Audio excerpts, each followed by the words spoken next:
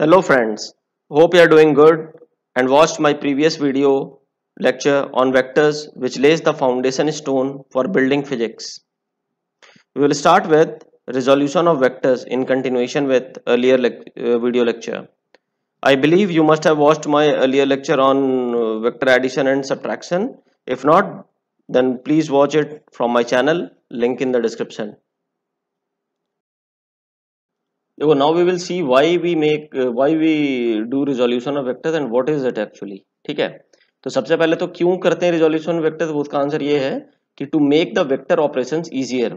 इसका मतलब क्या है, देखो अभी आगे फिजिक्स में जैसे पढ़ते चलेंगे, ठीक है, तो अभी हर जगह क्या होगा, मान लो सपोज तुमने अपने 9th क्लास के सिलेबस में फोर्स पढ़ा था, ठीक है, तो force is a vector quantity, right. तो फोर्स अगर वेक्टर क्वांटिटी है, मान लो किसी एक पॉइंट ये है, इस पे मल्टीपल फोर्स एक्ट कर रहा है, मान लो एक इस डायरेक्शन में एक्ट कर रहा है, क्योंकि फोर्स का क्या है, मैग्नीट्यूड भी है, डायरेक्शन भी है ना। तो एक ही पॉइंट पे मान लो 3-4 डायरेक्शन में फोर्सेस एक्ट कर रहे हैं इस तरीके से, है ना। तो इसका रिजल्टेंट निकालना will become very tedious using the conventional geometrical method, ठीक है। और अगर हम रिजोल्यूशन ऑफ वेक्टर सीख जाएंगे, ठीक है ना, जो अभी देखेंगे आगे, तो उससे ये चीज को सॉल्व करना इट बिकम्स वेरी इजी, ठीक है। तो that is why we will study resolution of vectors and this is very handy tool. मतलब ये चीज अभी इस टॉपिक को पढ़ने के बाद तुम्हें समझ में आ जाएगा कैसे होता है, और ये अब यहां से लेके पूरे फिजिक्स में तुमको हर जगह देख लेना, ये रिजोल्यूशन ऑफ वेक्टर करते रहना होगा, चाहे कुछ भी पढ़ोगे, काइनेमेटिक्स पढ़ोगे तो वेलोसिटी का करोगे रिजोल्यूशन ऑफ वेक्टर, ठीक है, आगे फोर्स में जाओगे, ठीक है ना, उस तरीके से तुम्हारा हर पॉइंट पे तुमको ये रिजोल्यूशन ऑफ वेक्टर्स आएगा, ठीक है। अभी चलो अभी इसको आगे भी देखते हैं, तो ये है क्या, व्हाट इज दिस। तो this is resolution of a vector, मतलब होता है कि एक जो भी वेक्टर होगा we will resolve it into its components along fixed axes, ठीक है। तुम्हें पता होगा कि जो कोऑर्डिनेट एक्सिस है वो तो सबको जानते होगे, ठीक है, जो परपेंडिकुलर 3 एक्सेस है, तुम्हारे पास एक्स है, ठीक है, वाई है, और इस प्लेन के परपेंडिकुलर अगर ये ड्रॉ करे, this line is perpendicular to this plane and coming out, तो ये जेड एक्सिस है, ठीक है। तो ये 3 एक्सेस फिक्स्ड एक्सेस होते हैं, ये अपना जो कोऑर्डिनेट सिस्टम है, ठीक है। तो अगर किसी भी वेक्टर को, अगर हम उसके कंपोनेंट्स को, उसके वैल्यूज को अलोंग द एक्सेस जान ले कि एक्स एक्सिस के साइड क्या है, वाई एक्सिस के साइड क्या है, जेड एक्सिस के साइड क्या है, तो इसी को कहते हैं कि उस वेक्टर को हम रिजॉल्व कर दिए हैं अलोंग इट्स कंपोनेंट्स, ठीक है। चलो अभी अब देखते हैं कि ये है क्या और कैसे करते हैं। तो basically component of a vector is projection of vector on a fixed axis. मतलब क्या, ये देखो मान लो कोई भी वेक्टर है ए, ठीक है, ये हमारा वेक्टर है ए वेक्टर, ठीक है, which is an angle of theta with the horizontal, मतलब ये, और ये हमारा एक्स वाई प्लेन है, एक्स वाई एक्सेस है, फिक्स्ड एक्सेस है, ठीक। तो ये कुछ ओरिजिन से कुछ दूरी पे ऐसे, और ये वेक्टर है, ये एंगल थीटा बना रहा है, this is a parallel line parallel to X axis, ठीक है। तो ये थीटा एंगल है। अब इसके हमें कंपोनेंट्स निकालने हैं, तो चूंकि यहाँ दो एक्सिस, सिर्फ एक्स एक्सिस और वाई एक्सिस, ठीक है, तो इसके कंपोनेंट्स इन दो फिक्स्ड एक्सिस के अबाउट निकालेंगे, ठीक। अभी देखो कंपोनेंट कैसे निकालते हैं। पहला स्टेप इसका ये है कि you need to draw perpendicular lines from the two ends of the vector on X axis. इसका मतलब क्या हुआ, ये देखो यहाँ पे जो आया है तुम्हारे पास, ये वेक्टर के दो एंड है ना, एक इसका हेड है और एक इसका टेल है, राइट। तो हेड से एक परपेंडिकुलर तुमने ड्रॉप किया कहाँ, एक्स एक्सिस पे, उसी तरह टेल से भी एक परपेंडिकुलर कहाँ ड्रॉ किया, एक्स एक्सिस पे, ठीक है। तो ये देखो यहाँ पे ये जो तुम्हारा प्रोजेक्शन आ रहा है इसका, तो ये इसका कहते हैं कि दिस लाइन ए एक्स जो हम यहाँ पे बेसिकली लिखे हैं, this is basically projection of vector A on X axis, ठीक है। ये भी समझ के चलो इस चीज को, इसी को प्रोजेक्शन कहते हैं। तो वही यहाँ लिखा हुआ है कि projection on X axis is X component of the vector A equal to A X. मतलब अब चूंकि इसी वेक्टर का ये कंपोनेंट है अलोंग एक्स एक्सिस, ठीक है, तो इसको हम डिनोट कर दिए ए एक्स से, एक सफिक्स लगा दिए एक्स। इसका क्या मतलब हो रहा है कि वेक्टर ए, ठीक है, का कंपोनेंट अबाउट एक्स एक्सिस, तो ये ए एक्स हो गया, ठीक। उसी तरह जब हमें अगर y का निकालना है तो क्या करेंगे, we will draw perpendicular lines from two ends of the vector on y axis. ये समझ में आ गया। यहाँ पे देखो इसका ये हेड था, ये टेल था, तो हमने फिर से ऐसे परपेंडिकुलर ड्रॉप किया, तो ये देखो ए वाई जो आया, this is projection of vector A about Y axis, ठीक है। तो ये चूंकि वाई एक्सिस पे इसका वैल्यू बता रहे हैं, तो इसको हम डिनोट कर देंगे ए वाई से, ठीक है। ए वाई मतलब कि इस वेक्टर का जो वैल्यू है वो ए वाई है। अब इसका मतलब क्या है, व्हाट इज द मीनिंग, वो ये सेंस क्या बना रहा है, ए एक्स ए वाई क्या सेंस बना रहा है, बेसिकली ये सेंस बना रहा है, देखो ए का अपना कुछ लेंथ होगा ना, मैग्नीट्यूड, मैग्नीट्यूड भी है, डायरेक्शन भी है, तो डायरेक्शन तो थीटा है और इसका लेंथ है कुछ ये, ठीक है।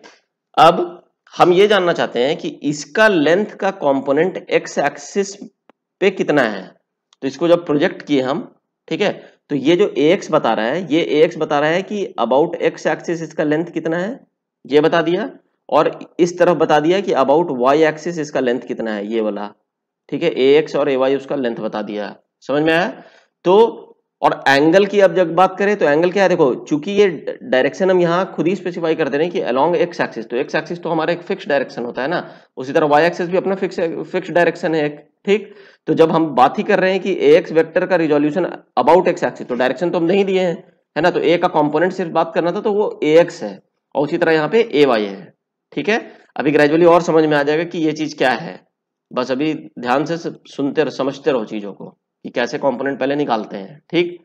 अब a component of vector has the same direction as the vector along an axis का क्या कहने का क्या मतलब हुआ, वही जो अभी मैं बता रहा था तुमको कि ये देखो, ये जो तुम्हारा ओरिजिनल वेक्टर था, ठीक है, इसका हेड ये है और ये इसका टेल है, राइट। तो जब इसका प्रोजेक्शन करोगे तो प्रोजेक्शन में भी हेड को हेड से मिलाओगे, ये देखो, इसीलिए इसका हेड इस डायरेक्शन में है और इसका टेल जो है वो इस डायरेक्शन में है। सिमिलरली वाई एक्सिस में जब देखोगे तो ये इसका हेड था, तो इसका हेड भी पॉइंट करेगा टुवर्ड्स पॉजिटिव वाई एक्सिस, और इसका टेल यहाँ पे है, और यहाँ पे इसका हेड इधर था, तो इसका हेड इधर किधर डायरेक्ट था, it was directed towards positive X axis, ठीक है।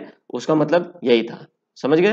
तो अभी बस तुम ये समझ जाओ कि किसी भी एक वेक्टर को जो कि 2 डायमेंशनल प्लेन में है कोऑर्डिनेट सिस्टम में, उसको हम 2 कंपोनेंट में रिजॉल्व कर सकते हैं, ठीक है। अगर यही मान लो 3 एक्सिस रहता, तीनों एक्स वाई जेड 3 एक्सिस होता है ना कोऑर्डिनेट सिस्टम का, तो अगर तीनों एक्सिस होता और वेक्टर इस तरह से इंक्लाइंड होता कि तीनों एक्सिस के अबाउट उसका हम निकाल सकते हैं, तो हम उस केस में तीनों एक्सिस के अबाउट निकालते, तो एक एजेड भी आ जाता, उसका एक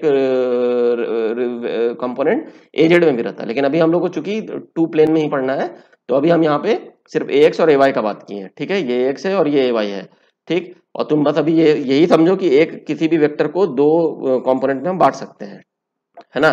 अब इसमें देखो, अब इसमें आगे क्या है कि ये जो 2 कंपोनेंट में हमने बांटा था ax और ay वेक्टर को, ठीक है, तो बेसिकली अगर हम रिवर्स करते हैं, मान लो तुम्हें ax और ay वेक्टर ही पता होता सिर्फ, ठीक है, और तो हम इसको a वेक्टर को रिकंस्ट्रक्ट कर सकते थे यूजिंग इट्स कंपोनेंट्स, वही लिखा हुआ है, we can reconstruct a vector from its component. कैसे, देखो ax और ay वेक्टर तुम्हारे पास थे, ठीक है, तो इन ये जो तुम्हारा ax है और ay है, ये दोनों वेक्टर तुम्हारे पास थे ना, यहाँ थे जो उसके कंपोनेंट थे। अब ये भूल जाओ कि ये वेक्टर ये नहीं था, सिर्फ कंपोनेंट्स मालूम थे, ये दोनों वेक्टर थे, ठीक है।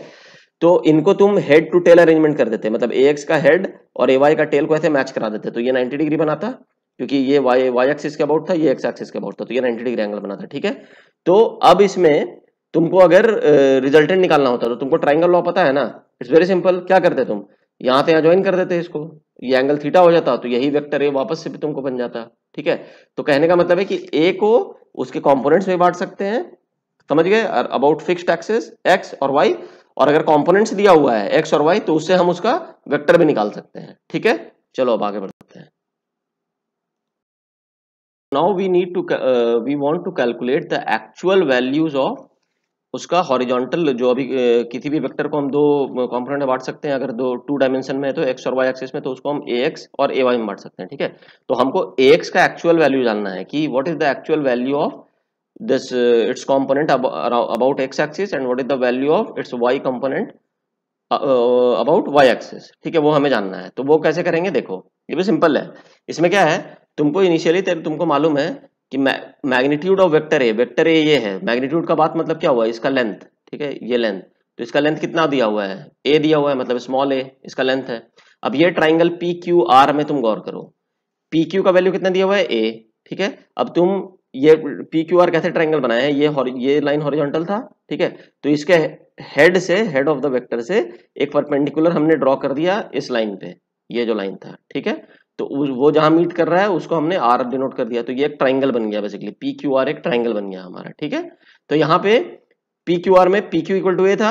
अब इस ट्राइंगल में ये राइट एंगल ट्राइंगल बन रहा है ना, यहाँ पे ये राइट एंगल है, तो ये जो एंगल थीटा यहाँ पे दिया हुआ है, इस ये एंगल, तो कॉस थीटा इस ट्राइंगल में क्या होगा, base by cos theta equal to B by H, base by hypotenuse, base क्या है पी आर और हाइट क्या है पी क्यू। तो यहाँ से तुम्हारा पी आर इक्वल टू क्या आ गया, ए कॉस थीटा, ए मैग्नीट्यूड उस वेक्टर का और कॉस थीटा जो एंगल ये बना रहा था हॉरिजॉन्टल से, ठीक है। अब एक चीज गौर करो, यही तो होता है ना, यही तो उसका प्रोजेक्शन होगा, मतलब कि यहां पे देखो पी आर जो था, ये जो पी आर हमने कैलकुलेट किया, पी आर का क्या भी हमने कैलकुलेट, मैग्नीट्यूड का कैलकुलेट किया, क्या ए कॉस थीटा होगा, यही तो है ना, पी आर ही तो projection of A on X axis भी होता है, ये वाला चीज जो हमने अभी यहाँ बनाया है, ठीक है। अभी लास्ट स्लाइड में हमने क्या देखा था कि दोनों एंड से परपेंडिकुलर, इसी को अगर यही परपेंडिकुलर को अगर तुम आगे एक्सटेंड कर दोगे तो ये यहाँ मीट करेगा, और इसके टेल से भी अगर परपेंडिकुलर बनाओगे तो वो यहाँ मीट करेगा, ठीक है। तो बेसिकली ये जो पी आर जो लेंथ है दैट इज इक्वल टू क्या, जो ये एक्स एक्सिस पे उसका प्रोजेक्शन आ रहा है, ठीक। यानी कि यहां से तुम क्या डिफाइन करोगे कि ए एक्स का जो वैल्यू है that is equal to what, A cos theta, ठीक है। मतलब इसका ये हुआ कि the component of vector A about X axis is A X, उस value is A cos theta, समझ में आ गया। वही यहाँ पे एक कंपोनेंट हम दिखाए हैं, ठीक है। सिमिलरली उसी ट्राइंगल में साइन थीटा का वैल्यू क्या होता है, Q R by P Q, clear है, ये Q R perpendicular by hypotenuse, तो Q R by P Q, अब तो क्यू आर यहाँ पे क्या आएगा, ए साइन थीटा आएगा, करेक्ट। अब यही ए साइन थीटा, ये जो क्यू आर वैल्यू था ये वाला चीज, ठीक है ना, यही तो इसका प्रोजेक्शन था ना, ये ए वाई, ये चीज को देखो, अगर इसी को अगर ऐसे तुम परपेंडिकुलर ड्रॉ करोगे तो यही तो इसका प्रोजेक्शन था ए वाई। इसका मतलब क्या हुआ कि what is the value of A Y, ये बताओ, A Y is simply A sine theta, तो this is Y component of A. यानी कि अब हमें ये समझ में आया, बहुत इंपॉर्टेंट चीज है ये, कि किसी एक वेक्टर को जो कि 2 डायमेंशनल प्लेन में है, मतलब कि एक्स और वाई एक्सिस में, उसके 2 कंपोनेंट में हम उसे रिजॉल्व कर सकते हैं।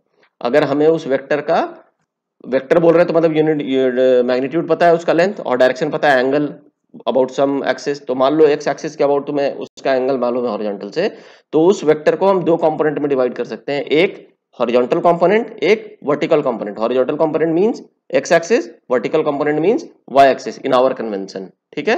तो हॉरिजॉन्टल कंपोनेंट जो होगा उस वेक्टर का, दैट वी विल कॉल, मतलब अगर एक्स एक्सिस के अराउंड है तो we will call it as A X, और उसका वैल्यू क्या होगा, A times cos theta, where A is the magnitude of vector A, ठीक। और जो वर्टिकल कंपोनेंट होगा या वाई एक्सिस के अराउंड होगा तो that will be A Y, और ए वाई का वैल्यू क्या होगा, वेक्टर ए का मैग्नीट्यूड ए टाइम साइन थीटा।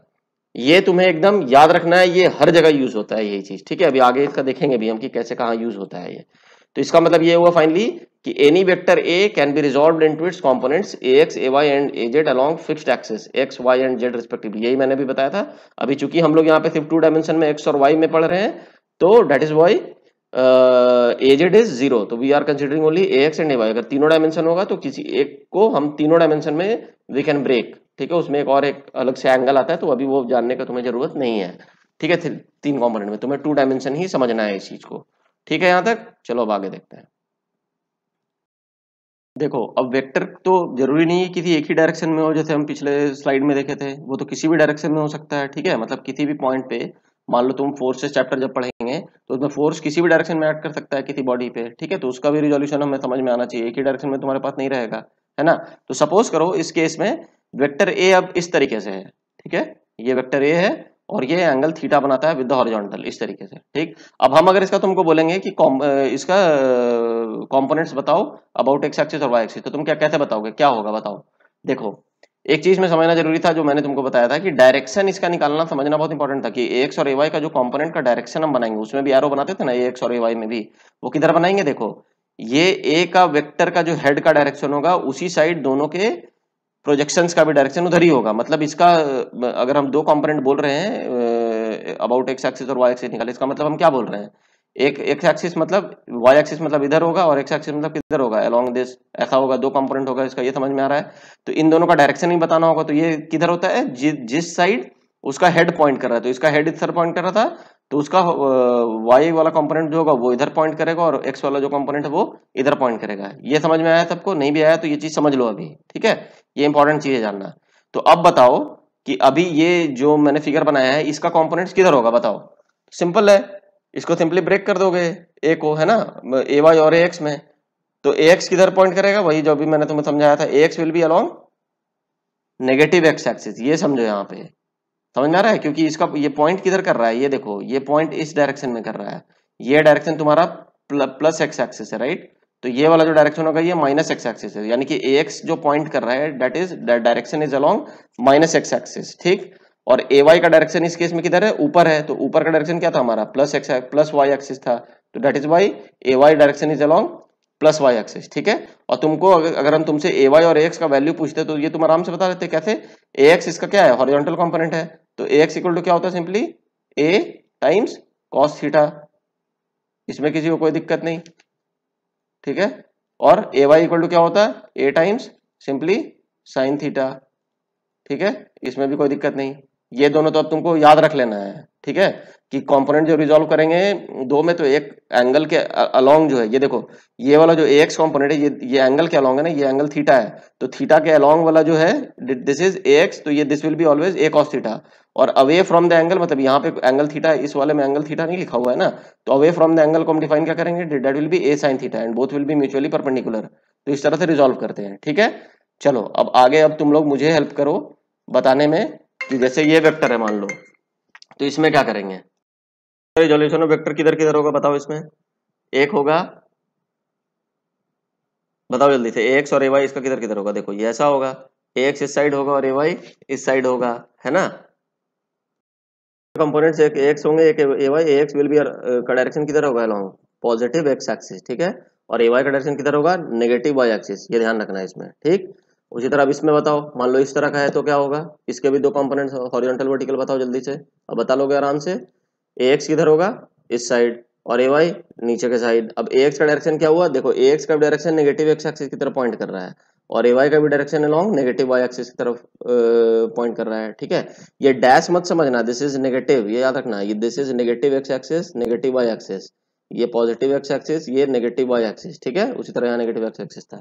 चलो अभी अब इसमें आगे हम लोग देखते हैं कि इसमें और क्या है। इसमें मेन क्रक्स ये था बेसिकली कि component of a vector a along the angle theta is A cos theta and component away from theta is a sine theta. मतलब तुम्हें अब बस ये याद रखना है, अब देखो आगे जब हम न्यूमेरिकल सॉल्व करना स्टार्ट करेंगे, जब भी आप आगे बढ़ेंगे काइनेमेटिक्स में जाएंगे, ठीक है, आगे के chapter motion laws of motion में जाएंगे, ठीक है, तो हर जगह तुम्हें अब ये कोऑर्डिनेट सिस्टम बनाते नहीं ना बैठोगे, ठीक है। तो मान लो कहीं तुम्हारे पास ऐसा है कि कोई एक कार है ना, कोई एक मान लो कोई ब्लॉक है ऐसे, उसमें फोर्स इधर लग रहा है एफ से, एफ इज फोर्स एक वेक्टर क्वांटिटी है, तो उसी तरह मान लो ऐसे लग रहा है, तो तुमको इसमें फिर तुरंत तुम्हारे दिमाग ये, और ये हॉरिजॉन्टल सरफेस में से रखा हुआ है, तो तुम्हारे को तुरंत दिमाग में ये आना चाहिए कि इसके दो कंपोनेंट होंगे, एक हॉरिजॉन्टल होगा ऐसे पैरेलल टू द ग्राउंड, और दूसरा एक वर्टिकल होगा परपेंडिकुलर टू द ग्राउंड, ठीक है। और अगर ये एंगल थीटा तुमको मालूम है उस केस में, तो ये पैरेलल वाला का वैल्यू क्या हो जाएगा, ये चूंकि अलोंग थीटा है, यही चीज हम तुमको इन जनरलाइज रिजल्ट यहाँ बता रहे हैं, component of a vector along the angle theta, ये अलोंग द एंगल थीटा मतलब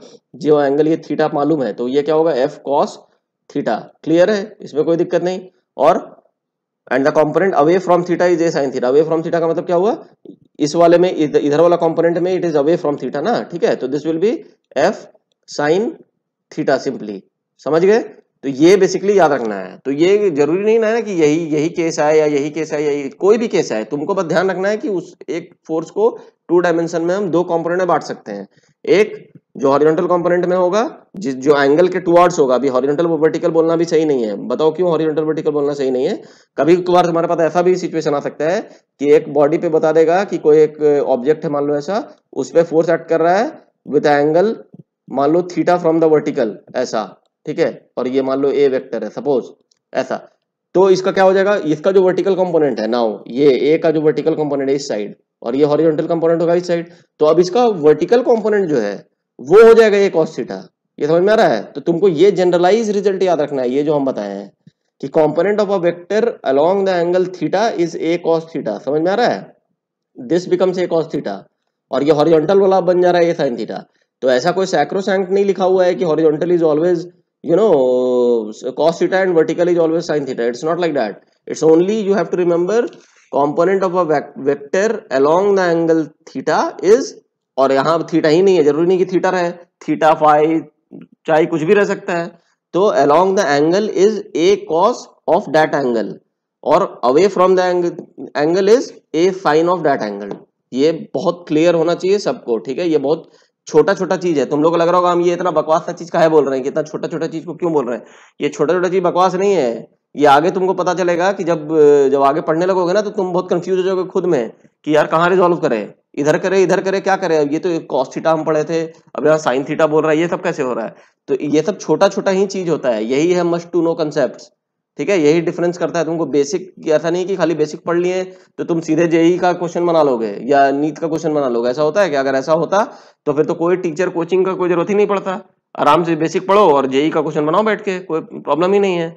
तो यही ये जो गैप को जो ब्रिज करना है ना, इसीलिए हम यहाँ बैठे हुए हैं, जो तुमको बता रहे हैं कि ये गैप को बेसिक और वो एडवांस न्यूमेरिकल्स के बीच का जो गैप है वो ब्रिज तुमको हम तैयार करके दे रहे हैं। ठीक है, चलो अभी आप इसमें आगे एक चीज देखते हैं और कि सपोज करो ये एक छोटा सा एग्जांपल है कि एक इंक्लाइन प्लेन है ऐसा, ठीक है, उसमें एक ब्लॉक रखा हुआ है जो v वेलोसिटी से नीचे आ रहा है।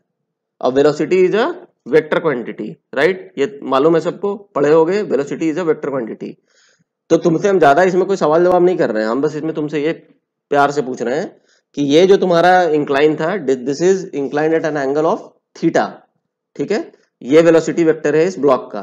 तो तुम्हें ये बताना है कि इस वेलोसिटी, ये जो वेलोसिटी वेक्टर है इसका एक कोई हॉरिजॉन्टल कंपोनेंट भी होगा और एक वर्टिकल कंपोनेंट भी होगा। अब हम हॉरिजॉन्टल और वर्टिकल का सिर्फ बात करें, यहाँ मैंने कोई एक्सेस नहीं दिया है। ठीक है, तो कोई मुझे तुम लोग बता सकते हो क्या, वीडियो को पॉज कर लो, अच्छे से इस चीज को समझ के बताओ कि इसका हॉरिजॉन्टल कंपोनेंट का वैल्यू कितना होगा और वर्टिकल कंपोनेंट का वैल्यू कितना होगा। ठीक है, चलो ये देखो, इसमें समझो ये कैसे निकालेंगे इस चीज को। अगेन वेरी सिंपल, तुमको हम क्या बताए थे, ये इसमें तुम ये सोच रहे हो यहाँ एंगल तो है ही नहीं तो कैसे निकाले। तो ये तुम्हारा इन जनरल जो ज्योमेट्री आज तक पढ़े हो उसमें तुमको मालूम होगा कि ये these are two parallel lines ना, ये जैसे इंक्लाइन था, राइट। अब इसमें एक ऐसा हॉरिजॉन्टल लाइन खींच दें हम, तो ये line is parallel to this line, right, तो this angle will be equal to this angle.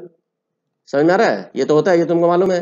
तो यानी कि इस केस में यहाँ पे देखो, ये Vx, ये जो Vx वाला लाइन है, this line, this is parallel to this line. तो ये एंगल अगर थीटा है तो ये एंगल कितना होगा, यहाँ पे जो एंगल लिखा हुआ है ये भी थीटा होगा, राइट, समझ गए। तो अलोंग द थीटा कंपोनेंट क्या होता है, हॉरिजॉन्टल Vx अगर हम उसको लिखे तो, और away from the angle theta क्या है, Vy अगर लिखे तो Vx और Vy का वैल्यू अब तुम आराम से निकाल लोगे, मेरे हिसाब से कोई प्रॉब्लम नहीं होगा तुमको इसमें। Vx का वैल्यू क्या आएगा, V cos थीटा, और Vy का वैल्यू क्या आएगा, V sin थीटा। समझ गए, तो यही चीज बताना चाह रहे थे। चलो आगे बढ़ते हैं। देखो अब कभी कभार ऐसा भी हो सकता है कि दो कंपोनेंट वेक्टर का तुमको मालूम है, you know the horizontal component and you know the vertical component. अभी हम एक्स और वाई का बात नहीं कर रहे हैं, हम हॉरिजॉन्टल वर्टिकल का बात कर रहे हैं। ठीक है, horizontal automatically means its X component और vertical automatically means Y component as per our convention of X Y coordinate system. ठीक है, तो मान लो ऐसे दो वेक्टर्स हैं, वेक्टर के कंपोनेंट्स है एक्स और Y mutually perpendicular to each other. ठीक, तो अब तुम्हें अगर ये मालूम है तो you can reconstruct the original vector. अभी तक हमने क्या पढ़ा था कि ओरिजिनल वेक्टर था, उसका हमने कंपोनेंट्स निकाला था। अब कंपोनेंट्स मालूम है and we want to know the what is the actual vector. ठीक है, तो अब वो देखते हैं कैसे करेंगे। तो इसमें क्या करना है, if vector components along X and Y axis या horizontal vertical are known then the vector can be reconstructed. कैसे, स्टेप्स ये है, पहला कि arrange the components head to tail by shifting any one vector. ये शिफ्टिंग वाला तुमको हम बताए थे पहले भी ना, कि शिफ्ट कर सकते हो विदाउट चेंजिंग इन डायरेक्शन, तो वेक्टर रिमेन सेम। तो ये वेक्टर ऐसा मान लो ये यहाँ पे था, तो इसको यू कैन शिफ्ट हियर, जो कि यहाँ पे तुमको दिखाए हैं, ये जो डॉटेड लाइन में दिख रहा है। ठीक है, तो इसको यहाँ पे हेड टू टेल अरेंजमेंट कर लिए। हेड टू टेल अरेंजमेंट क्यों किए हैं, हेड टू टेल अरेंजमेंट इसलिए किए हैं क्योंकि हमें बेसिक जो एकदम ट्राइंगल लॉ पता है ना, उसमें हेड टू टेल ही करते हैं ना, ऐसे हेड टू टेल ऐसे जोड़ लिए तो ये रिजल्टेंट हमारा होता था वेक्टर, करेक्ट। तो ये रिजल्टेंट वेक्टर हम निकाल सकते थे उस केस में। तो यहाँ पे भी वही किए, हेड टू टेल इसको जोड़ लिए। अब क्या करेंगे, अब इसमें सिंपल है कि you just need to complete the right triangle with the vector forming the hypotenuse from the tail of one component to the head of other component। मतलब क्या है, देखो ये तो 90 डिग्री है, ये तो तुमको पता ही है। ठीक है, ये जो मान लो इसको डिनोट कर लिए पी क्यू आर ऐसे 3 पॉइंट से, तो हमें क्या करना है, ट्राइंगल लॉ ही लगाना है बेसिकली। ये ट्राइंगल लॉ ही है ना, ये तो ट्राइंगल लॉ से ये ऐड कर दो इसका टेल से और इसके हेड से, तो ये हाइपोटेन्यूज बन गया पी क्यू। ठीक है, और ये एंगल ये मान लो थीटा बना रहा है अब इससे हॉरिजॉन्टल से। तो अब ये ए वेक्टर को अगर तुम निकाल लिए, मान लो ए वेक्टर का वैल्यू, तो यही जानना चाह रहा है, वो पूछ रहा है कि ये ए वेक्टर का मैग्नीट्यूड क्या होगा और डायरेक्शन क्या होगा, मतलब ये एंगल थीटा क्या होगा। अगर ये दोनों तुम निकाल लिए, अगर ये A using A X and A Y, तो तुम वेक्टर को रिकंस्ट्रक्ट कर लिए ए को। ठीक है, तो अब बताओ, अब तो ये सिंपल हो जाएगा कि ये कैसे होगा। देखो इसमें क्या करना होता है सिंपली इसमें क्या है, तुम्हारे पास राइट एंगल ट्राइंगल दिया हुआ है ना इसमें, और ax और ay जो है वो क्या है, मैग्नीट्यूड ऑफ pr है और मैग्नीट्यूड ऑफ qr है। तो तुम्हें करना क्या है, बस simply you need to use your Pythagoras theorem if two components along x and y axis are ax and ay, जो हम बताए अभी। तो then in triangle P Q R, ये जो ट्राइंगल तुमको दिख रहा है पी क्यू आर जो ट्राइंगल बन रहा है, उसमें पी क्यू स्क्वायर हाइपोटेन्यूज का square will be equal to what, P R square plus Q R square. This is very simple, ठीक है। तो इस केस में क्या करेंगे, यहाँ पे पी, ये जो पी क्यू है, पी क्यू बेसिकली क्या है, हमारा ए वेक्टर है, तो उसका मैग्नीट्यूड निकाल रहे हैं अभी, मतलब लेंथ निकाल रहे हैं इसका। तो क्या करेंगे, ए इक्वल टू, इस इक्वेशन में डाल लो, तो A equal to square root of A X square plus A Y square, simply, ठीक है। उसका मतलब हॉरिजॉन्टल कंपोनेंट और वर्टिकल कंपोनेंट का स्क्वायर का करके ऐड कर दो और स्क्वायर रूट निकाल लो, तो ये इसका मैग्नीट्यूड तुम यहाँ से निकाल लोगे आराम से। और थीटा निकालना है, ये एंगल, तो उसका डायरेक्शन भी निकल जाएगा। तो थीटा निकालना है तो क्या करोगे, ये यही जो ट्राइंगल पी क्यू आर था, इसमें tan थीटा इक्वल टू क्या होता है, perpendicular by base P by B, right. तो परपेंडिकुलर इसका क्या है, क्यू आर, और बेस क्या है इसका, पी आर। तो यहाँ पे लिख दो वही tan थीटा इक्वल टू क्या, इसका vertical component A Y divided by A X, simple, ठीक है। तो जब तुमको दो कंपोनेंट दिया हुआ है, कोई भी दो कंपोनेंट दिया रहेगा वेक्टर्स का, ठीक है, तो उससे तुम you can simply find its resultant vector कि क्या होगा, तो ये रिजल्टेंट होगा इसका, ठीक। क्लियर है यहाँ तक, चलो अब आगे देखते हैं। Now we will solve some questions to check your understanding. Question is, in the figure, which of the indicated methods for combining the x and y components of vector A are proper to determine that vector? पहले ये question समझते हैं क्या है। देखो, there are 6 figures given here, right? Namely A to F. Okay? इसमें ये क्या पूछ रहा है तुमसे कि they have given you two components, vector components, ax, namely ax and ay. One is horizontal component along X axis and one is vertical component along Y axis, ठीक है। अब ये पूछ रहा है कि इसमें जो ये रिजल्टेंट वेक्टर्स बना के दिया है ना, जैसे इस केस में इधर ए वेक्टर बनाया है कुछ, इसमें इस साइड बनाया है, इसमें कुछ अपोजिट है इस साइड से, तो इनमें से कौन सा वेक्टर कॉम्बिनेशन जो है वो प्रॉपर है। मतलब कहने का है कि using both this components how we can reconstruct the vector A, ठीक है। ये समझने वाली बात थी कि using the components how we can reconstruct, तो कौन सा इसमें इन जो ये 6 हैं यहाँ पे वेक्टर्स, इनमें तो कौन सा कॉम्बिनेशन सही है जिसमें कि वेक्टर रिकंस्ट्रक्ट हो सकता है, ठीक है। तो अब तुम मुझे हेल्प करते जाओ कि इसमें क्या होगा। चलो पहला फिगर हम लोग लेते हैं, ए को देखते हैं, ठीक है। इसमें क्या है, ए एक्स इस तरह से बना हुआ है इस साइड, ए वाई इस साइड है। अब इसमें देखते क्या है, अब ये पूछोगे कि इसमें क्या देखेंगे, कैसे सही गलत पता करेंगे। तो पहली बात देखो इसमें क्या है कि तुम्हें दो लॉ याद थे रिजल्टेंट के। कोई भी रिजल्टेंट अगर वेक्टर निकालना है तो उसके तुम्हारे पास तुम्हें दो चीज पता है, एक ट्राइंगल लॉ ऑफ एडिशन मालूम है, याद है, ये होता था ट्राइंगल लॉ, मतलब उसमें हेड टू टेल होता था, मतलब एक वेक्टर का tail matches with the head of the other vector, और फिर यहाँ से यहाँ से ज्वाइन कर देंगे तो ये रिजल्टेंट वेक्टर आता था, ये मालूम है सबको। और दूसरा तुम्हें एक पता है पैरेललोग्राम लॉ। पैरेललोग्राम लॉ क्या होता था, दो वेक्टर अगर टेल टू टेल अगर जुड़ा हुआ है इस तरीके से, ठीक है, तो उसमें हम लोग क्या करते थे, वो एक पैरेलल ऐसे यहाँ बनाते थे, इसके पैरेलल, और एक हॉरिजॉन्टल में बनाएंगे इसके पैरेलल, और ये जो लाइन अगर यहाँ से यहाँ ज्वाइन कर देंगे तो ये हो जाएगा रिजल्टेंट वेक्टर आर, ठीक है। और इस केस में आर ये होगा। ये दोनों अगर मालूम है किसी को तो अब तुम ये क्वेश्चन को आराम से बना सकते हो। जैसे पहला केस को लो, पहला केस में हमारा क्या है, ये दोनों वेक्टर देखो कैसे जुड़ा हुआ है, these are connected tail to tail, ठीक है। तो यहाँ पे तो तुम इस तरह से कॉम्बिनेशन रिजल्टेंट निकाल ही नहीं सकते हो, मतलब ये गलत है ना। अगर टेल टू टेल था तो इसमें क्या होना चाहिए था, पैरेललोग्राम लगाते तो ये यहाँ हो जाता है इस तरह से, तो ये सही होता। तो this is wrong, you can not reconstruct A in this manner जिसमें इसने बना के रखा है, ठीक है। तो दिस इज रॉन्ग कॉम्बिनेशन। इसमें आओ, इसमें भी क्या है, इसमें चूंकि टेल टू टेल अरेंजमेंट है तो वो इस तरह से नहीं कर सकते हैं। क्यों, देखो इसमें क्या हो रहा है, ए वाई, ये ए वाई इस साइड है और ए एक्स इस साइड है, तो ये ऐसा फील हो रहा है कि ए वाई ये वेक्टर है जिसका हेड ए के टेल के साथ जुड़ा हुआ है, यहाँ पे देखो, ठीक है। और ये तो रिजल्टेंट था, लेकिन इस फिगर में ये समझ में आ रहा है कि ए एक्स रिजल्टेंट हो जा रहा है, मतलब ये रिजल्टेंट वेक्टर बन जा रहा है। क्यों, क्योंकि देखो ए वाई का हेड जो है वो ए के टेल के साथ जुड़ा हुआ है, करेक्ट, और ये जो रिजल्टेंट है उसका टेल यहाँ से स्टार्ट हो रहा है और हेड दूसरे वाले वेक्टर के हेड के साथ ज्वाइंड है। तो this also vector cannot reconstruct vector A, ये भी गलत है, मतलब इसका भी अगर रिजल्टेंट निकालना होता तो पैरेललोग्राम लॉ से इस साइड होता है इसका कुछ रिजल्टेंट, ठीक है। तो this is also wrong, this is not the correct representation, ठीक। सी में आओ, इसमें क्या है देखो, इसमें थोड़ा सा ठीक लग रहा है, क्यों? इसने क्या किया है, ये ax एक कंपोनेंट है और ay इधर कंपोनेंट है। अब यहाँ पे देखो, यहाँ इसका टेल हेड कॉम्बिनेशन बैठ रहा है ना, ये टेल है इसका, इसका हेड है ax का और इसके ay के टेल के साथ जुड़ा हुआ है, ठीक है। और ये जो रिजल्टेंट है वो इसका टेल जो है ये ax वाले टेल के साथ है और इसका हेड कहाँ पे है, ay के हेड के साथ है। तो यहाँ प्रॉपर ट्राइंगल लॉ फॉलो हो रहा है, राइट। ट्राइंगल लॉ जो था अपना, जो हम लोग पढ़े थे, ट्राइंगल लॉ ऑफ एडिशन, वो यहाँ पे फॉलो हो रहा है प्रॉपरली। तो दिस इज करेक्ट, मतलब सी इज राइट, ठीक। अबाउट डी में क्या कर रहा है, ये देखो यहाँ पे ए एक्स इस डायरेक्शन में, ए वाई इस डायरेक्शन में, ठीक है। अब ए वाई वेक्टर का जो हेड है वो ए एक्स के टेल के साथ जुड़ा हुआ है, कोई दिक्कत नहीं है ना। और रिजल्टेंट का जो टेल है वो ए वाई के टेल के साथ है और रिजल्टेंट का जो हेड है वो ए एक्स के साथ है। तो यहाँ पे भी कौन सा लॉ हमारा वैलिड हो रहा है, अगेन ट्राइंगल लॉ को ये, this is validating that our triangle law of addition, vector addition, ठीक है। तो दिस इज ऑल्सो राइट। तो C is right, D is right. फिर आ जाओ ई में। ई में क्या है, ए एक्स है, ए वाई है और ए जेड भी ऐसे बना। तो ये तो साइक्लिक टाइप का बन गया ना, मतलब इसका हेड इसके टेल के साथ, इसका हेड इसके टेल के साथ, इसका हेड इसके टेल के साथ, यही हो रहा है ना हर जगह। देखो तीनों का हेड टेल मैच कर रहा है, राइट। तो this is also wrong combination, मतलब ये वेक्टर एडिशन को फॉलो नहीं कर रहा है, ठीक है। इस केस में आओ एफ में। एफ में क्या हो रहा है, ये ए एक्स है, सही है, ए वाई इधर है, सही है।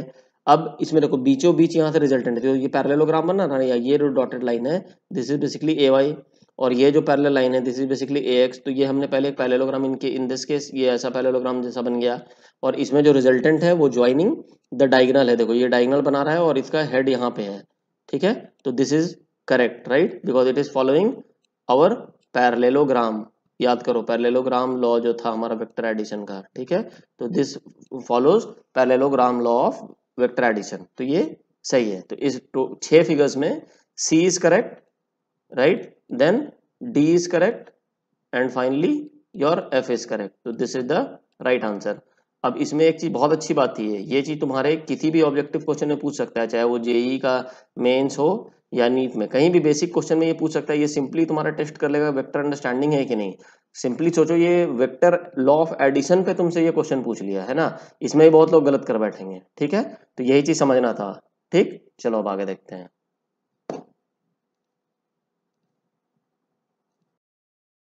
Displacement vector in the X Y plane, यहाँ एक्स वाई प्लेन दिया हुआ है इज 15 मीटर, ठीक है। यहाँ आर वेक्टर जो ये डायग्राम में बना हुआ है, ये this is the displacement vector, इसका मैग्नीट्यूड आर का मैग्नीट्यूड कितना है, 15 मीटर है, ठीक है। And directed at an angle theta equal to 30 degree as shown in figure. Determine X component and Y component. अब तो बहुत इजी हो गया, तुम लोग इसको तुरंत बना लोगे फटाफट, खुद से एक बार बना के चेक कर लेना, फिर सॉल्यूशन देखना, तो ज्यादा इजी होगा, ज्यादा अच्छा होगा तुम्हारे लिए, ठीक है। बट एनीवेज देखो सॉल्यूशन इसका कैसे बनाते हैं हम। इसमें क्या करते हैं, हमको पता है किसी भी वेक्टर को 2 डायमेंशन में, तो दोनों डायमेंशन, दोनों एक्सिस के अराउंड हम इसको रिजॉल्व कर सकते हैं, राइट। तो जो अलोंग द एंगल थीटा जो होता है, उस इस केस में थीटा चूंकि यहाँ पे एक्स एक्सिस के साथ है, यहाँ पे देखो यहाँ पे ये थीटा यहाँ एक्स एक्सिस के साथ है, तो अलोंग द एंगल एक अलोंग एक्स एक्सिस निकलेगा और ये अलोंग वाई एक्सिस निकलेगा, 2 कंपोनेंट निकलेंगे, ठीक है। तो इसमें तुम्हें क्या करना होगा, बेसिकली इट्स वेरी सिंपल।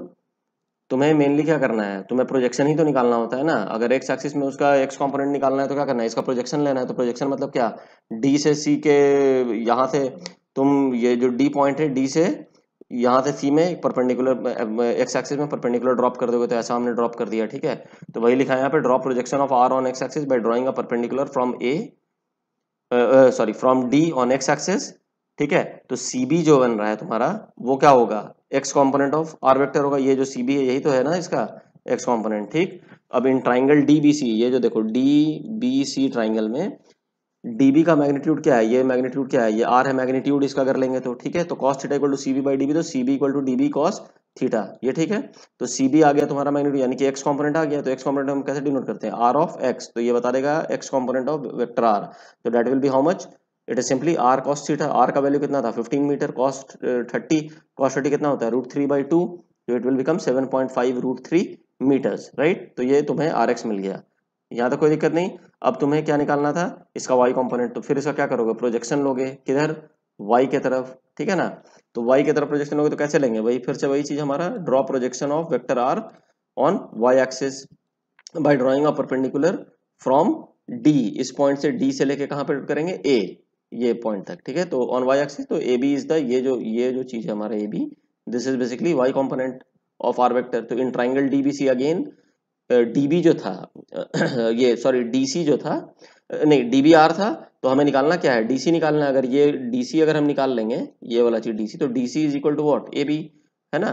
तो वही कर रहे हैं, sine theta is equal to DC by C B. तो डीसी यहाँ से क्या आ गया, डीबी साइन थीटा, ठीक है। डीबी का वैल्यू 15 था मैग्नीट्यूड, और साइन 30 डिग्री हाफ होता है, तो इसका निकालोगे तो कितना आएगा, 7.5 मीटर आएगा। तो इसका Y component of R vector is basically A B, and A B is equal to what, DC, ठीक है। तो that is answer will be 7.5 meter. तो ये क्लियर है, अब तो बहुत आसान है। तुम लोगों को जब भी रिजॉल्व करना है तो अलोंग द एंगल, कोई वेक्टर ए है मान लो, तो अलोंग द एंगल क्या होगा, magnitude of A times cos theta, और अवे फ्रॉम द एंगल होगा magnitude of A times sine theta, ठीक है। दोनों कंपोनेंट म्यूचुअली परपेंडिकुलर होते हैं, ठीक। चलो अब आगे देखते हैं। We'll take up couple of questions to check your understanding. First question है, a ship sets out to sail to a point 40 km due north, and an unexpected storm blows the ship to a point 30 km due east of its starting point. How far and in what direction must it now sail to reach its original destination? ठीक है, ये vector का ही question है। मैं थोड़ा सा hint दे रहा हूँ तुमको। सपोज करो ये इसका स्टार्टिंग पॉइंट था शिप का, ठीक है, और वो अपना डेस्टिनेशन बनाया था कि उसे यहाँ पहुंचना है इस पॉइंट पे, ड्यू नॉर्थ। देखो north south east west of direction तुम अच्छे समझ लेना भाई, कहीं कि आगे बहुत जगह यूज आएगा अभी काइनेमेटिक्स में मेनली। तो ये तुम्हारा क्या होता है, ये नॉर्थ हो गया ये डायरेक्शन, तो इधर साउथ हो गया, इस साइड क्या है, ईस्ट है, राइट, इस साइड क्या है, वेस्ट है। तो अगर कभी मोशन में लिखा हुआ है ड्यू नॉर्थ, ड्यू नॉर्थ मतलब ये कहाँ जाना चाह रहा था, नॉर्थ किधर था, ये स्टार्टिंग पॉइंट से किधर जाना चाह रहा था, ऊपर की तरफ ये, ठीक है। कितना किलोमीटर जाना चाह रहा था, 40 kilometre, this was 40 kilometre, right. लेकिन an unexpected storm blow the ship to a point 30 kilometre due east, मतलब स्टार्टिंग पॉइंट ये था ईस्टर्न डायरेक्शन, इधर तो इसका नॉर्थ का डायरेक्शन था, राइट। तो लेकिन विंड इतना स्ट्रांग था कि वो इधर जा ही नहीं पाया, वो पूरा का पूरा इधर चला गया टुवर्ड्स ईस्ट, ठीक है। ये ईस्टर्न डायरेक्शन था, तो वो ईस्ट में चला गया, कितना किलोमीटर चला गया, 30 किलोमीटर, राइट। तो अब उससे पूछ रहा है कि मान लो उसके बाद जब स्टॉर्म खत्म हो गया, तो अब इस पॉइंट से, ठीक है, मतलब इस ये पॉइंट मान लो डेस्टिनेशन पॉइंट इसका डी आ गया यहाँ पे डी, तो ये डी से ये अपना पॉइंट पे, अगर इसको पी पॉइंट पे पहुंचना था, तो अब ये डी से पी पॉइंट इसको जाना होगा, राइट। तो वही पूछ रहा, how far and in what direction must it sail now to reach its original destination, ठीक है। तो यहाँ से तुम अब इसको अब खुद से सॉल्व कर लेना, उसके बाद फिर देखना ये कैसे बनेगा। बहुत इजी क्वेश्चन है, आराम से तुम इसको बना लोगे, ठीक है। उसका मैग्नीट्यूड भी बताना है, डायरेक्शन भी बनाना है, ठीक। चलो अब आगे देखते हैं। This question indeed a very important question, और इसका जो रिजल्ट आएगा that is a very standard result which you can use it anywhere you want, ठीक है। इसमें है two vectors A and B are inclined at an angle theta as shown in figure, find the magnitude of the resultant vector. इस चीज को अच्छे से तुम बनाने का कोशिश करना, क्योंकि इसमें अगर तुम सोचोगे, देखो ए और बी के बीच का ही एंगल दिया हुआ है थीटा, ठीक है। तो अगर जैसे मान लो तुम रिजल्टेंट बोलते हैं ना, यहाँ एक पैरेललोग्राम टाइप का बना लो, या इसको इधर से इधर शिफ्ट कर दो, और इस एंगल को ऐसे यहाँ से ये रिजल्टेंट हो जाएगा आर, ठीक है। मतलब ये ए हो गया तुम्हारा, तो ये तुम्हारा आर हो जाएगा, है ना। लेकिन इसमें तुम आर का मैग्नीट्यूड नहीं निकाल पाओगे ना, यहाँ तो तुम सिंपली ट्राइंगल लॉ से क्या लिख सकते थे कि R vector is equal to simply A plus B vector, right. लेकिन ये तो तुम्हारा डायरेक्शन वाले फॉर्म में आया, मतलब वेक्टर फॉर्म में आया। हमको चाहिए आर का magnitude, I need this value, what is the magnitude of R, ये समझ रहे हो। तो दिस इज इंपॉर्टेंट। तो यहाँ पे तुम वो चीज नहीं बता पाओगे, क्योंकि ये यहाँ पे राइट ट्राइंगल भी नहीं बन रहा है ना। राइट ट्राइंगल, अगर राइट ट्राइंगल बनता तो तुम्हारे लिए बहुत सिंपल होता कि तुम सिंपली इसका मैग्नीट्यूड हाइपोटेन्यूज का square equal to this square plus this square बता देते हैं, ठीक है। लेकिन यहाँ पे राइट ट्राइंगल भी नहीं बन रहा है, ठीक है। तो अभी तुम्हें इस चीज को ध्यान से बनाना होगा कि ये क्वेश्चन को बनना कैसे है। मैं इसमें थोड़ा सा हिंट दे सकता हूँ तुमको। तुम इसमें क्या कर सकते हो कि जो अभी हमने कंपोनेंट ऑफ वेक्टर्स पढ़ा था वो इसमें बहुत अच्छे से वैलिड है। इसमें तुम क्या करना कि ए का जो कंपोनेंट है वेक्टर का, ठीक है, ए का दो, देखो बी तो हॉरिजॉन्टली है ना, ये तो पैरेलल टू एक्स एक्सिस है, ठीक है। अगर मान लो तुम्हारा ये, अगर एक्स एक्सिस और वाई एक्सिस ले लो, ये एक्स एक्सिस ले लो, ये वाई एक्सिस ले लो, ठीक है। तो बी का जो वेक्टर कंपोनेंट है ये अलोंग एक्स एक्सिस ही है, राइट। लेकिन ए एट एन एंगल थीटा है, तो ए को हम दो कंपोनेंट में ब्रेक कर सकते हैं, ठीक है। तो ए का बेसिकली जो इस साइड में कंपोनेंट आएगा वो क्या आएगा तुम्हारा, सिंपली जो तुम लोग अभी तक हम पढ़े हो, बताओ, अलोंग द एंगल, तो ए का मैग्नीट्यूड टाइम्स कॉस थीटा, यही होगा, राइट। और इसका ये वर्टिकल कंपोनेंट क्या होगा, इधर होगा, ये क्या होगा, ए साइन थीटा होगा। ये यहाँ तक कोई दिक्कत नहीं किसी को, राइट। अब देखो अब अगर ये निकाल लिए तुम, तो अब इसको इंडिविजुअली समझो। अगर मान लो अब इंडिविजुअली तुम्हारे पास ऐसा कुछ होता कि यहाँ पे दो वेक्टर बन रहा है, ये वाला जो पॉइंट है हॉरिजॉन्टल में, या दो वेक्टर है, एक है क्या, a cos थीटा है, this is a cos theta, right, और दूसरा क्या बन रहा है नीचे, उसके साथ में नीचे में पहले से क्या था, वेक्टर b था, राइट। तो अब तुम याद करो, दो वेक्टर अगर सेम डायरेक्शन में है, ठीक है, तो दोनों को सिंपली हम ऐड कर सकते हैं ना, सेम डायरेक्शन में सेम एंगल बना रहा है, एक दूसरे को ओवरलैपिंग है, एक ही सेम पॉइंट सेट कर रहा है, तो दोनों को तुम ऐड कर सकते हो, तो सिंपली ये b plus a cos theta हो जाएगा यहाँ पे, और ऊपर में a sin थीटा। तो अब इसको तुम इजीली क्या कर सकते हो कि ये एक वेक्टर हो गया हॉरिजॉन्टल डायरेक्शन में, और एक ये वेक्टर हो गया ऊपर वर्टिकल डायरेक्शन में। वर्टिकल वाला डायरेक्शन क्या है तुम्हारा, वर्टिकल वाला डायरेक्शन का जो वेक्टर है उसको क्या लिखेंगे हम लोग, ये लिखेंगे a sin थीटा, राइट, और जो नीचे वाला वेक्टर था उसको तुम क्या लिखोगे, b, वेक्टर b का मैग्नीट्यूड प्लस a का जो x कंपोनेंट था, a का x कंपोनेंट क्या है, a cos थीटा था, ठीक है, तो ये लिखेंगे। तो ये एक अलग वेक्टर हो गया b, जिसका मैग्नीट्यूड है b प्लस ax, और एक वेक्टर है जो इसके परपेंडिकुलर है, अब ये 90 डिग्री एंगल बना रहा है, जिसका मैग्नीट्यूड कितना है, a sin थीटा। अब इसका तुम रिजल्टेंट निकाल सकते हो कि नहीं निकाल सकते हो, अब इसका रिजल्टेंट निकाल के देखना, और इसका मैग्नीट्यूड हमें निकालना है। तो ये मैंने तुमको हिंट दिया है, वेरी इंपॉर्टेंट रिजल्ट, और ये बहुत इंपॉर्टेंट है, इसको याद रखना, ठीक है। तो इसको तुम लोग बना के देखना खुद से। चलो,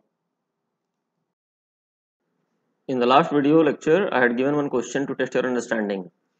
Question was, can the sum of the magnitudes of two vectors ever be equal to the magnitude of the sum of the same two vectors, right?